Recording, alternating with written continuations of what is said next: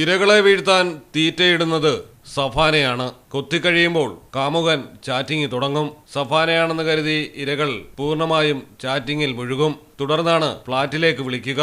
ഫ്ളാറ്റിലെത്തിക്കഴിഞ്ഞാൽ സഫാനയടക്കം 5 അംഗ സംഘം ഇരകളെ നഗ്നരാക്കി ലൈംഗിക ബന്ധത്തിലേർപ്പെടാൻ ആവശ്യപ്പെടും.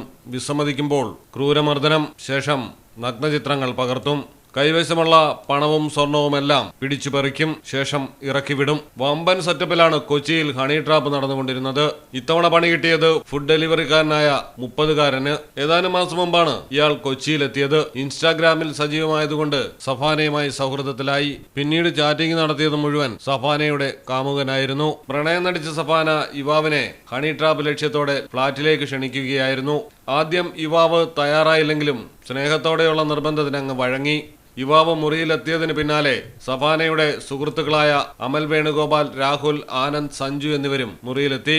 സഫാനയുമായി ലൈംഗിക ബന്ധത്തിലേർപ്പെടാൻ ഇവർ യുവാവിനെ നിർബന്ധിച്ചു. വിസമ്മതിച്ചതോടെയാണ് വിവസ്ത്രനാക്കി മർദ്ദിച്ചത്. തുടർന്ന് നഗ്നചിത്രങ്ങൾ പകർത്തി. യുവാവിൽ നിന്ന് പണം തട്ടിയെടുക്കാനുള്ള ആസൂത്രിത ശ്രമമാണ് 5 അംഗ സംഘം നടത്തിയത്.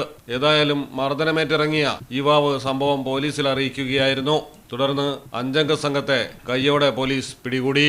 ഇത്തരം ചാറ്റിംഗ് സംഘങ്ങളുടെ കെണിയിൽപ്പെട്ട് പണവും സ്വർണവും മാനവും ഒക്കെ നഷ്ടപ്പെടുന്ന പലരും കുടുംബവും ആത്മാഭിമാനവും ഒക്കെ ഭയന്ന് പുറത്തു പറയില്ല എന്നുള്ള ഉറപ്പാണ് ഇത്തരം സാമൂഹ്യ വിരുദ്ധർക്ക് വളമാകുന്നത്.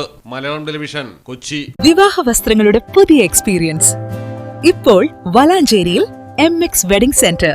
22 വർഷത്തെ പാരമ്പര്യവുമായി വളാഞ്ചേരി കോഴിക്കോട് റോഡിൽ. വളാഞ്ചേരിയിലെ ഏറ്റവും വലിയ bridal showroom MX Wedding Center, Valancheri, Pattambi, Kootanad, Koppam and Kecheri.